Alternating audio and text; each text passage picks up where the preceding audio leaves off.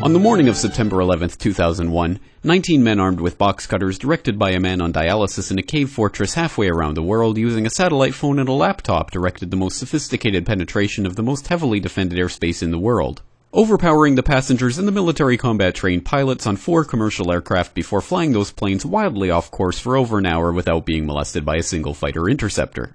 These 19 hijackers, devout religious fundamentalists who like to drink alcohol, snort cocaine, and live with pink-haired strippers, managed to knock down 3 buildings with 2 planes in New York, while in Washington a pilot who couldn't handle a single-engine Cessna was able to fly a 757 in an 8,000-foot descending 270-degree corkscrew turn to come exactly level with the ground, hitting the Pentagon in the budget analyst office where DoD staffers were working on the mystery of the $2.3 trillion that Defense Secretary Donald Rumsfeld had announced missing from the Pentagon's coffers in a press conference the day before, on September 10th, 2001.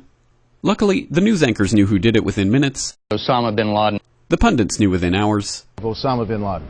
The administration knew within the day. Terrorists who committed these acts and those who harbor them. And the evidence literally fell into the FBI's lap. That a hijacker's passport was found blocks from the World Trade Center crash site, if you can believe that.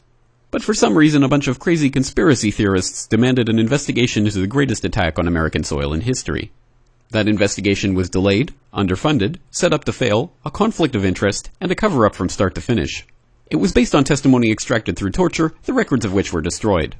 It failed to mention the existence of WTC-7, Able Danger, P-TECH, Sibel Edmonds, OBL and the CIA, and the drills of hijacked aircraft being flown into buildings that were being simulated at the precise same time that those events were actually happening. It was lied to by the Pentagon, the CIA, the Bush administration, and as for Bush and Cheney, well, no one knows what they told it because they testified in secret, off the record, not under oath, and behind closed doors. It didn't bother to look at who funded the attacks because that question is ultimately of little practical significance. Still, the 9/11 Commission did brilliantly answering all of the questions the public had, except most of the victims' family members' questions, and pinned blame on all the people responsible, although no one so much as lost their job, determining the attacks were failure of imagination. Because nobody in our government, at least, and I don't think the prior government that could envision flying airplanes into buildings. Except the Pentagon, FEMA, NORAD, and the NRO. The DIA destroyed 2.5 terabytes of data on Able Danger, but that's okay because it probably wasn't important.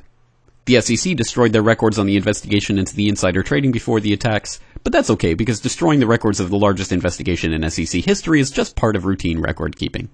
NIST has classified the data that they used for their model of WTC-7's collapse, but that's okay because knowing how they made their model of the collapse would jeopardize public safety. The FBI has argued that all material related to their investigation of 9/11 should be kept secret from the public, but that's okay because the FBI probably has nothing to hide. This man never existed, nor is anything he had to say worthy of your attention, and if you say otherwise, you are a paranoid conspiracy theorist and deserve to be shunned by all of humanity. Likewise him, and her. And her, and her, and him. Osama bin Laden lived in a cave fortress in the hills of Afghanistan, but somehow got away. Then he was hiding out in Tora Bora, but somehow got away.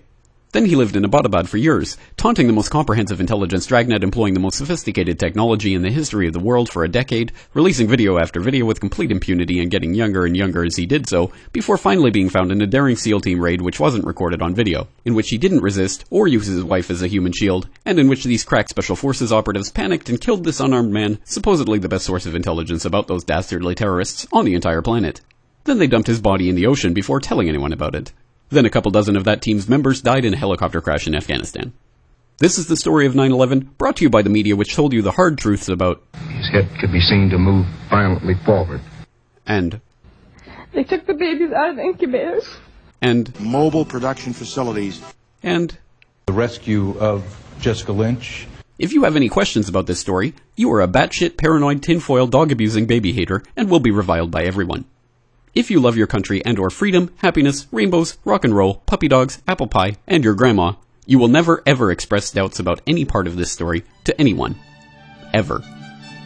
This has been a public service announcement by the Friends of the FBI, CIA, NSA, DIA, SEC, MSM, White House, NIST, and the 9/11 Commission.